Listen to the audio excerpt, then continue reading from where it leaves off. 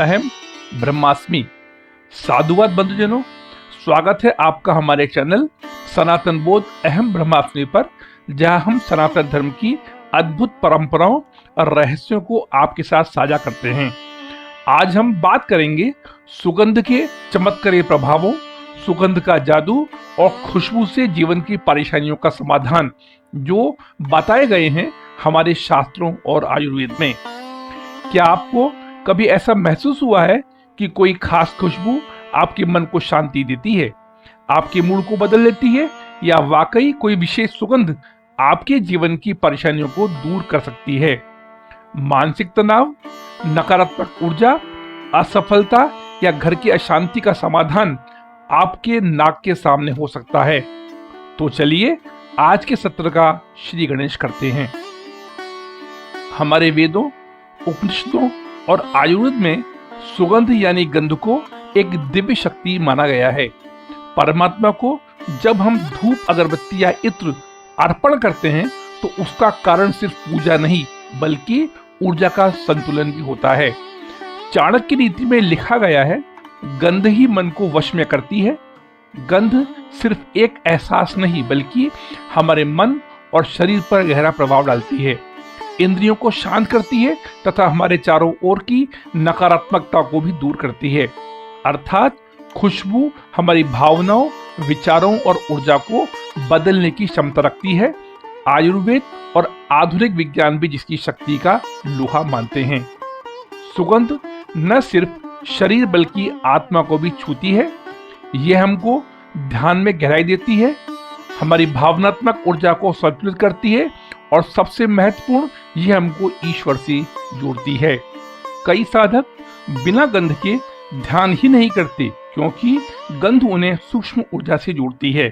तो अगर आप चाहते हैं जीवन की परेशानियों से राहत, तो आज से ही अपनाइए सुगंध चिकित्सा और अपने घर, मन और आत्मा को सुगंध से भर दीजिए।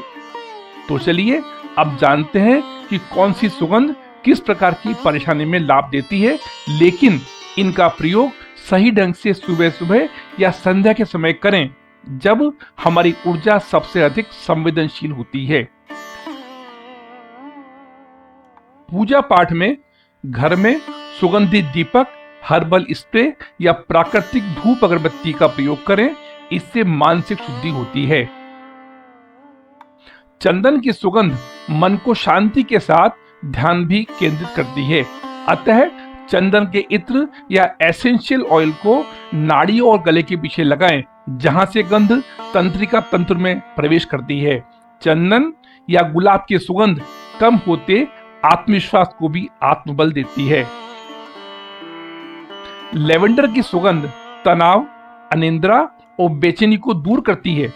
गूगल और लोबान की सुगंध घर की नेगेटिव एनर्जी हटाती है। अतः सप्ताह में एक बार गूगल और लोबान से पूरे घर को धूप दें। केवड़ा और गुलाब इत्र की सुगंध प्रेम, शांति और शुभता लाती है। कपूर की सुगंध वातावरण को पवित्र करती है और वास्तु दोष भी कम करती है। तो बंधुजनों, आज हमने जाना कि कैसे सुगंध जो दिखती नहीं परंतु अनुभव होती है, हमारे जीवन में गहरे स्तर पर परिवर्तन ला सकती है। यह केवल इंद्रियों का सुख नहीं बल्कि आत्मा को छूने वाला विज्ञान है, सनातन विज्ञान। तो क्यों नहीं आज से ही अपने जीवन में शुभ और सात्विक सुगंधों को स्थान दें। और हाँ, अगली बार जब आप अगरबत्ती या इत्र का प्रयोग करें तो बस एक क्षण ठहरकर उस सुगंध को आत्मा तक जाने दें। आप अनुभव करेंगे आपके अंतर्मन में कुछ बदल रहा है।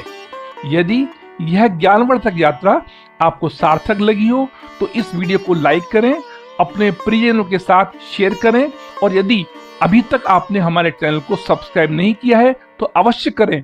और हाँ, कमेंट में बताएं आपके जीवन में कौन सी सुगंध सबसे ज्यादा असर करती है। हम फिर मिलेंगे सनातन धर्म की किसी और गूढ़ और चमत्कारी परंपरा के साथ। तब तक के लिए ओम सर्वे भवन्तु सुखिनः, सर्वे सन्तु निरामया। जय श्री राम, जय सनातन। धन्यवाद।